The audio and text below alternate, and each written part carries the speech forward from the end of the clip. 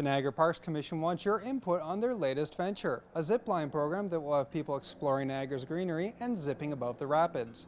A public information session was held today for people to voice their opinion. Mike, we're thrilled this afternoon. We're having a public information center to expose the idea of the zip line at Niagara Parks Commission. We've had some proposals come in and we're sharing the proposal today with the public to get their feedback. And we really heard from the public in our last public information meetings last year that they wanted us to leave Dufferin Islands alone. And we're very pleased to see that these proposals do not touch Dufferin Islands. There is a proposal for Rapids View, which is of course up above. And we're really thrilled. Well, it's a company called Wild Play, which is an expert company. They're from Western Canada. They have a great deal of international experience in zip lines. Tell me a little bit about the proposals here today for the zip line. The first one would be located in the Rapids View area, adjacent to Dufferin Islands.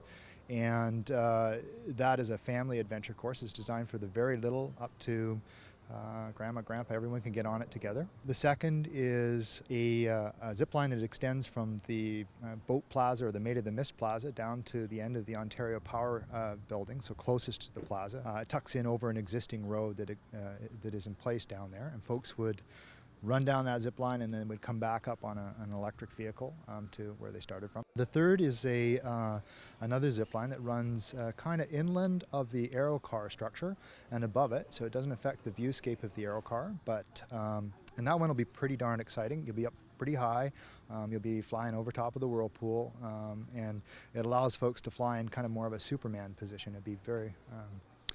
It'll be good for heart rate. And then the fourth thing is over on Thomson Point itself. There's an area there that's well suited to put more of a high adventure course.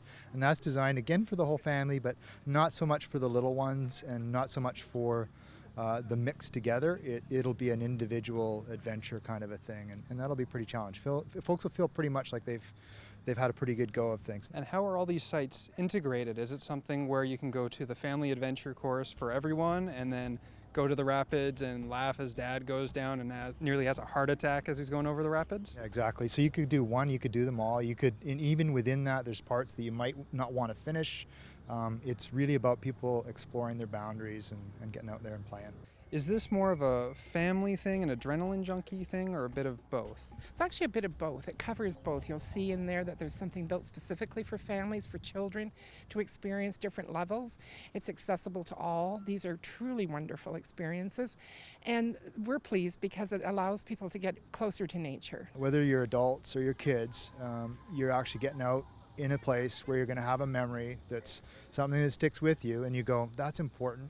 That's a place that I want to protect. It's a place that I want to, keep this kind of access, and we find it works. What are you hearing from the public so far today? So far, absolute delight inside. We've had people from the Nature Club here expressing their delight that Dufferin Islands is not part of any proposal.